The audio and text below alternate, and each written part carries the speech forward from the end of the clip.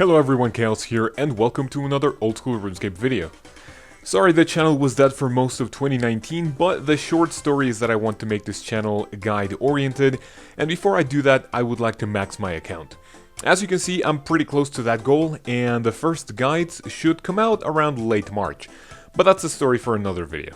For now though, I will show you my favorite way of doing herb runs. Now, this will be a different type of guide because I will show you all the different herb patches in the game, as well as how to get there in different ways, so you are also able to create your own route. This is how the video is going to be laid out. I will show you a table I made that tells you all the requirements to get to each patch, as well as what you need in order to get there in the most efficient way possible. After that, we will go through each individual patch and the different transportation methods. Then I will show you the equipment and inventory setup for the trip, and then we'll do the actual herb run itself. At the end of the trip, I will also tell you some extra information about what you can do after the run and other useful tips I have for you. If you want to skip to a specific part of the video, the times for each part are on screen right now. First, let's take a look at the cheat sheet I made. The first column will tell you the minimum requirements for each patch. Notice how some of them have no requirements. This means that you can literally walk up to them from Lumbridge, and that you can use them without any quest or diary requirement. The second column, however, tells you my recommended method of getting there, since it will be fairly efficient despite not being the best way to get there. Finally, the last column showcases the fastest methods of getting to a specific patch, but these obviously have higher requirements than usual. Use this table in case you want to make your own route. If the last table wasn't super descriptive, I will now show you each individual patch and many different ways of getting there, so you can figure out what you need to bring with you. As a reminder, the order of these patches is the way I like to do my run, but feel free to mix and match according to the teleports at your disposal. First, we will visit all the individual herb patches. Our first stop will be the Troll Stronghold. For this patch, you need to have completed my Arms Big Adventure. The fastest way of getting there is to teleport with a Stony Basalt in your inventory, or with your Portal Nexus, and having 73 agility as well as the Fremennik Hard Diary completed. With this, you will be teleported upstairs a few steps away from the patch. If you lack any of these requirements, you can teleport to Trollheim, after Edgar's Ruse, and run to the stronghold itself, making your way outside through the tunnel for you to get there. Next, we will travel to Weiss using an Icy Basalt. To use this patch, you need to have completed the quest Making Friends with My Arm and having the Fire of Nourishment for your herbs to grow. If you don't have an Icy Basalt, you can use a Fairy Ring Code DKS and use the boat to travel near Weiss and climbing the mountain like you did in the quest. Our next stop is Harmony Island.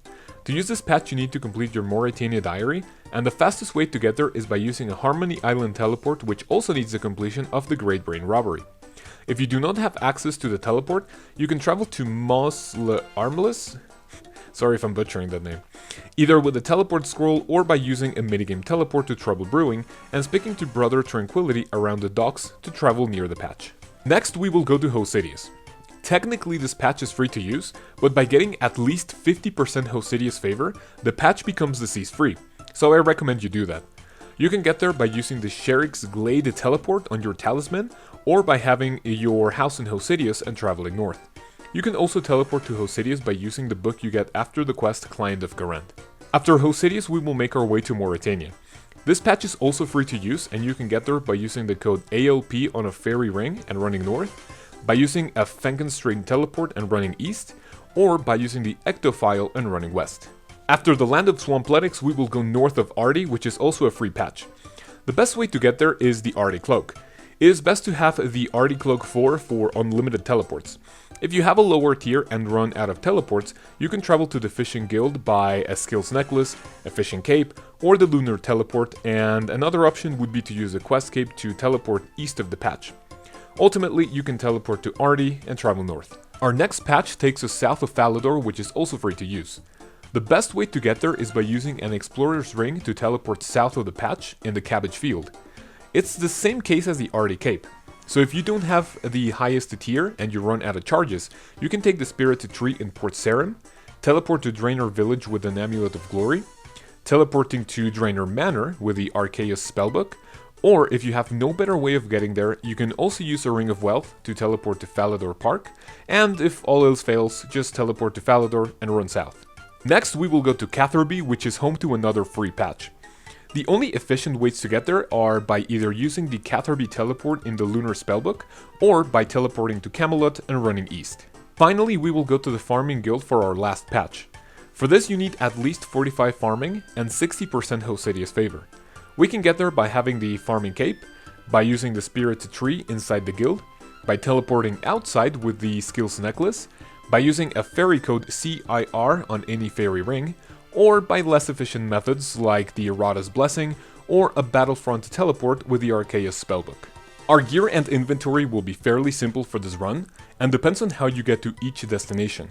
But since I have the best ways to get to each patch, this is how clean your inventory can look if you mimic my run and the requirements.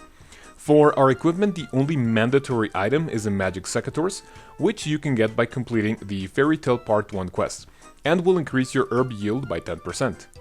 If you have the farming cape, this will increase by another 5%. In my inventory, I will have a construction cape, which can be substituted by house teleports, an Arty Cloak 4, Explorer's Ring 4, as well as an Icy Basalt, Harmony Island teleports, and 9 herb seeds of your choice.